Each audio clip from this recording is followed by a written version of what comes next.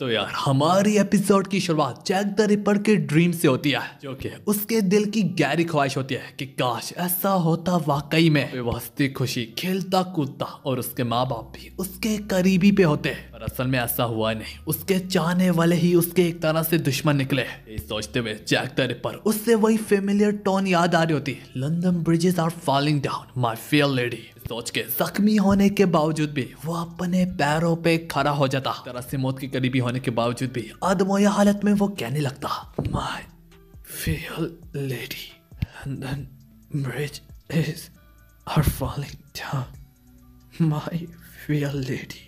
कहते हुए वो धीरे धीरे से हरकुलिस की तरफ बढ़ने लगता और फिर कदम से कदम मिला के, नजर से नजर मिला के, कंधे से कंधा मिला के हरकुलिस के सामने आ खड़ा होता। अभी कोई मामूली शख्स के आगे नहीं, हरकुलिस नाम है उसका। एक ऐसा गॉड जो कि गॉड्स के बीच में भी गॉड है, एक ऐसा चैंपियन जो कि चैंपियन के बीच में भी चैंपियन है। देखते देखते जैक द रिपर हरकुलिस एक दूसरे पे टूट पड़ते हैं। हालांकि हरकुलिस उसके वार को डॉज करते हुए सीधा से अपना वार उसके मुंह पे करता, जो कि शायद से जैक द रिपर के दम को झंझोड़ लेता। जैक द रिपर की वेपन गिर जाती। अब वो खुद भी जमीन के बल गिरने लगता। हरकुलिस जो कि एक वाहिद शख्स होता, उसके लिए अपने दिल में मोहब्बत थान के बैठा होता कि वो अब खुद भी उसकी जान अपने हाथों से लेने को जा रहा होता। पर ये लंबा काफी होता। मैं यहाँ पे कहता हूँ ये लंबा काफी होता।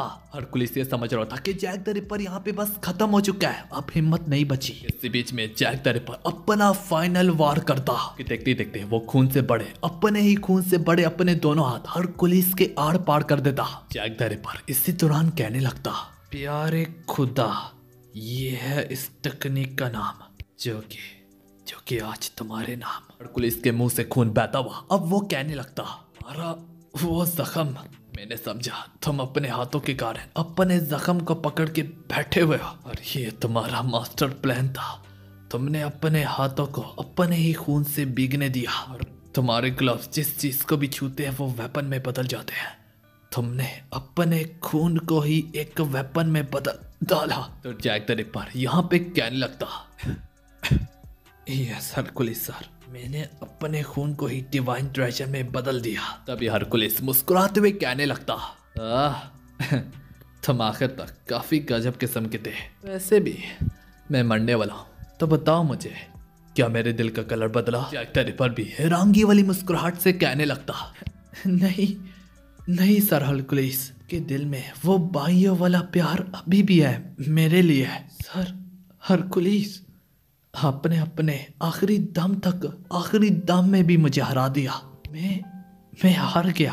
मैं जरूर बैटल जीत गया, पर मैं जंग हार गया। मेरा जो मेन मकसद था मैं उसी में हार गया। पुलिस यहाँ पे भाइयों वाली लुक से उसकी तरफ देखने लगता और वो मुस्कुराते हुए कहने लगता, मेरे भाई, मैं कभी भी नहीं बदलता, चाहे मेरी मौत मेरे सर पे हो जैसे कि अभी है। ये कहते हुए हरकुलिस उससे गले लगा लेता, उसे इस बात पे यकीन दिलवाता कि मैं काफी ज्यादा ह्यूमन से प्यार करता हूँ। और आज जैक द रिपर भी अंदर ही अंदर से टूट चुका होता ये सब कुछ देख के। इसी तरह देखते ही देखते वो लम्हा आ जाता। हरकुलिस की स्पिरिट, उसका जिस्म और उसकी रूह यहाँ पे खत्म होने लगती है। जो सब देख के सारे गॉड्स के बच्चे, एरस अच्छे से अच्छा गॉड भी क्यों ना हो, यहाँ तक सियस खुद भी उन सबको बहुत बुरा लग रहा होता। उन सबको झटका लगता। कास्टर्स और उसके विलेज वालों की आंखों में भी आंसू होते, जिन सब में हरकुलिस अपने आखिरी अल्फाजों में जैक द रिपर से माफी मांगता कि वो उस पे चिल्लाया। फिर वो कहने लगता, बुनिल्डा से सहमत होके, बुनिल्डा क्या ये तुम देख रही हो? मैं तो वैसे ह्यूमंस को बचाना चाह रहा था, अलबत्ता मैं नाकाम हो गया। बाकी जिम्मेदारी मैं तुम्हारे हाथों में सौंपता हूँ। जैक द रिपर जो कि उसकी टूटी हुई बॉडी को छोड़ना ना चाह रहा होता, मजबूरन हरकुलिस यहाँ पे खत्म हो जाता। इसी के साथ सुबह का सूरज भी निकला था, जहाँ पे जैक द रिपर खुद से सहमत होकर कहने लगता, मैं सोचता हूँ इस वक्त मेरे दिल का कौन सा कलर होगा। कि यहाँ पे जैक द रिपर को अंदर ही अंदर से काफी ज्यादा दुख होता, पर दूसरे लम्हे में उससे काफी ज्यादा खुशी होती कि कोई उससे प्यार करता है भाइयों की तरह। पर अब वो नहीं रहा। ये हैंडलर जैक द रिपर को विनर डिक्लेयर कर देता। सबके बाद जैक द रिपर की वल्गैरी भी वापस अपनी असली फॉर्म में आ जाती। लड़की काफी ज्यादा खून से बड़ी हुई अब नहाने चली जाती। जाते जाते वो जैक द रिपर से जहमत होकर कहने लगती, ओए छोटे बच्चे, इन्फर्मरी रूम में जाओ ताकि तुम्हारे जख्मों को ठीक किया जाए। छोटा बच्चा उसने यहाँ पे इसलिए कहा क्योंकि जैक द रिपर की मेमोरीज उसने भी देखी होती। Jack the Ripper infirmary room में बढ़ते हुए कहने लगता, काश काश कि मेरी एक ख्वाहिश पूरी हो जाए कि मैं तुम्हें दोबारा देखना चाहूंगा सर हरकुलिस। पता जख्मी होने की वजह से जैक द रिपर अपने घुटनों पे बैठ जाता। उस दौरान वो ऑडियंस के काफी ज्यादा करीब होता। तभी जो देख के टूटते हुए गॉड्स के बच्चे अब हरकुलिस की तरफ पत्थर की बारिश कर डालते। ह्यूमंस की साइड पे कास्टर भी उस पे पत्थर बरसाने की कोशिश करने लगता, पर उसमें इतनी हिम्मत ना होती कि उससे हरकुलिस की काइंड बातें याद आती चली जा रही होती। ह्यूमंस की ऑडियंस में बैठा कॉनन डॉयल उधर ही कहने लगता, वेल इसने तो यहाँ तक खुदा को भी नहीं बख्शा, हरकुलिस जैसे खुदा को भी निकल गया साला। हालांकि शेक्सपियर थोड़े से दुख अंदाज में कहने लगता, नहीं हमें अपनी आंखें सच से नहीं फेरनी चाहिए। वहीं पे हमें दिखा जाता जैक द रिपर बरसती हुई कंकड़ियों के बीच में खड़ा सबको अब अपनी जेंटलमैन पोज से नवाजने लगता। उधर हमें दिखाया जाता बुनिल्डा जैसे तैसे यहाँ से जा रही होती। पीछे से गॉल रोते हुए बुनिल्डा पे चिल्लाते हुए कहने लगती, अब तुम खुश हो चुकी हो? जैक द रिपर को अपनी आंखों के सामने देख के मरता तुम्हें सुकून आ गया? वहीं पे रोती हुई गॉल नोटिस करती बुनिल्डा इस वक्त पूरी की पूरी कांप रही है और यहाँ तक वो अपने हाथों को अपने राखूनों से इतने जोर से प्रेस कर ये फिस्ट बनाते हुए कि यहाँ तक उसके हाथ से ही खून बह रहा है। अलबत्ता बुनिल्डा सख्ती दिखाते हुए कहने लगती, हमें इंसानियत के लिए वो करना पड़ेगा जो कि हमने करना है। फाइनली ये कहने के बाद बुनिल्डा वहां से चली जाती। इस समय बुनिल्डा ऐसे रूम में एंटर करती वहां पे उन्हीं मरवे ह्यूमंस के साथ हरकुलिस को भी सजा डालती जो कि रिकॉर्ड ऑफ रैग्नारॉक में लड़ते लड़ते मार गए। फिर बुनिल्डा जोर जोर से रोते हुए अपने दिल की बरास निकालते हुए कहने लगती, हरकुलिस से मुखातिब होके, जब ये सब कुछ खत्म हो जाएगा मैं भी आपके पास आ जाऊंगी। हरकुलिस कहानी ज़ियस के पैलेस में जाती जहाँ पे एरस अपने घुटनों पे बैठ के अपने दोस्त हरकुलिस के लिए जोर जोर से वो भी रो रहा होता। फिर वहां पे लोकी कहने लगता, फिर बी डैम सब कुछ जैक द रिपर ने प्लान कर रखा था कि शुरू से ही वो उन सलाखों पे गिरे वे अपने ही जख्मों के खून का सहारा लेके हरकुलिस की जान नौचली। ना कि सिर्फ इतना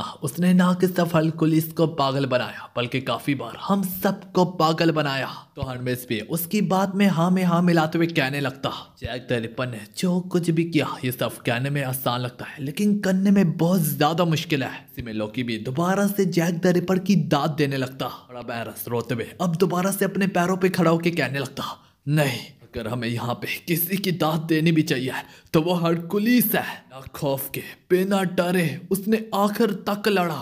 तो हाँ यार, और अब मुकाबला बराबरी पे होता तो ये वजह से ज़ियस एडम से मार खाई गई हुई पट्टियों को सिर्फ अपने ओरा प्रेशर से ही फाड़ने लगता और अपने मस्कुलर फॉर्म में जाते सारे वो पूरी जगह को कोलैप्स कर डालता। फिर वो दोबारा से नॉर्मल होके कहने लगता, ऐसी सूरत-ए-हाल में अब जरा बताओ मुझे क्या हम उन्हें यूं जीतने दे सकते हैं? नहीं, हरगिज नहीं। शिफ्ट था और दूसरे सी में ह्यूमन वेटिंग रूम में तो जहाँ शख्स के बारे में दिखाया जाता जो कि अब तक के सारे ह्यूमंस फाइटर की दाद देते हुए कहने लगते, आए मेरा वक्त कब आएगा, मेरे पेट में तो गुदगुदी सी हो रही है। खैर यार सीन दोबारा से गॉड्स की तरफ शिफ्ट होता यहाँ पे लोकी कहने लगता, वेल मैं छोटा मोटा चक्कर लगा के आता। ठीक बात ज़ियस भी कहने लगता, वेल मेरा भी वक्त आ गया कि मैं जाके सो जाऊं। असल में वो लोग खुद को ही दिलासा दे रहे होते। असल में उनके जिस्म से बढ़ बढ़ के ओरा निकला होता और वो लड़ाई के लिए तड़प रहे होते जो देख के हंडस भी कहने लगता, वेल कितना ही दिखावा करोगे। तो यार यहाँ पे ये लोग जितना मर्जी ये दिखाने की कोशिश कर ले कि ये लोग काफी ज्यादा काम है, अगर वो ओरा वो प्रेशर वो जनून उनके जिस्म से खुद बढ़ बढ़ के बाहर आ रहा है। तो इसी में हेवन में हमें बुद्धा के बारे में दिखाया जाता जो कि लोकी की तरफ अपने कदम जमाने लगता। आते सारे अपनी चूसती हुई लॉलीपॉप को अपने मुंह से निकालते हुए बुद्धा अब कहने लगता, तो क्या तुम मुझसे लड़ने आया हो? जहाँ पे हम देखते हैं लोकी भी काफी ज्यादा सीरियस बैठा हुआ होता है। इससे पहले वो उस पर टूट भी पड़ता। वो कहता है, नहीं मैं तुमसे फाइट करने नहीं आया, बस वो बात इतनी है। एक चीज मुझे कब से चुभ रही है, वो ये चीज़ है ना, जब से पहली बाउट शुरू हुई है मेरे दिमाग में क्या करे खारिज कर रही है। वो मैंने ये पूछना था, ये वल्गैरिस वगैरह, यहाँ तक ये इंसान इन्हीं वल्गैरिस के थ्रू हमारे खिलाफ जा रहे हैं, यहाँ तक हमारी बराबरी कर रहे हैं और यहाँ से बद से बदतर हमारी जान तक ले रहे हैं। तो मेरा सवाल ये था, क्या वल्कैरिस शुरू से इतनी ज्यादा स्ट्रांग होती थी? पर वो क्या ना, वो तरीका फिर मुझे बाद में याद आया जिस दौरान वल्कैरी तुम्हारे साथ फ्यूज हो रही होती है। लोगों की किस्मत मुकद्दर एक साथ लिख दी जाती है, यहाँ तक मौत भी। इसके बदले में तुम्हें काफी अमाउंट में फिजिकल और स्पिरिचुअल पावर मिलती है तुम्हारे शरीर में से। और अब तक तो मेरी बात समझ ही गए होगे। नाटक करना बंद करो, मुझे पता है, तुम्हें भी पता है उससे क्या कहते हैं। उससे कहते हैं सनफा वदाना।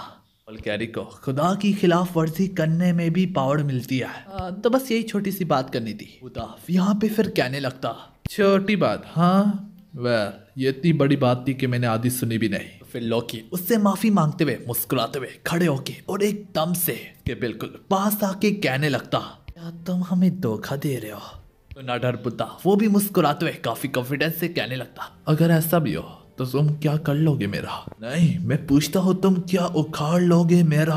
कि भी उसे साफ अल्फाजों में बता लेता, मैं तुम्हारी जान ले लूंगा। तो यार ये कहने की देर होती, देखते देखते दोनों के दोनों एक दूसरे की जान को नोचने के लिए तैयार बैठे होते। दोनों के जिस्म से वो गंदा किस्म का ओड़ा बढ़ बढ़ के बाहर आ रहा था। दोनों के दोनों एक दूसरे की निगाहों में कूड़ कूड़ के देख रहे होते। इसी बीच में वहां पे 7 पिलर्स ऑफ हेवन के जस्टिस आते। बातें सारे यहाँ पे कहने लगते, गद्दार को यहाँ पे हम मौत के घाट उतारेंगे। इस वजह से अब लोकी और बुद्धा का भी ध्यान अब उन पे होता। 7 पिलर में से एक बुद्धा से सहमत होकर कहने लगता, मैं कब से इस पल के इंतजार में था, आखिरकार तुम्हारी गद्दारी साबित हो ही गई है। हर बुद्धा उससे डराते हुए कहने लगता, भाई तू कौन है भाई? जब उससे यह सुन के काफी ज्यादा गुस्सा आता। देखते ही देखते बुद्धा अपनी लोली स्टिक फौरन से उसके हाथ के आड़ पार कर डालता। ये सबको विटनेस करने के बाद 7 पिलर्स अपने हथियार बुद्धा पे तार देते। लोकी भी उन्हीं 7 पिलर्स के साथ आके खड़ा हो जाता। पर ये सब कुछ देखने के बावजूद भी बुद्धा को जरा भी फर्क ना पड़ता कि उसके खिलाफ कितने ज्यादा बंदे खड़े हैं। वो इन सबको यहीं पे गाड़ने के लिए तैयार हो जाता। हालांकि बुद्धा का साथ देने के लिए वहां पे कोचिरो सासाकी भी पहुंच जाता। देखते ही देखते वहां पे मजीद और 2 अनजान शख्स आते बुद्धा की साइड के लिए। ये वही 2 शख्स है जो कि हमें इसी एपिसोड में कुछ लम्बे पहले दिखाए गए थे, जिनमें से एक का नाम सोजो था और दूसरे का कोंदो होता। इससे पहले दोनों टीम्स एक दूसरे पे टूट भी पड़ती, मगर यहाँ पे हमारी एपिसोड खत्म होती है।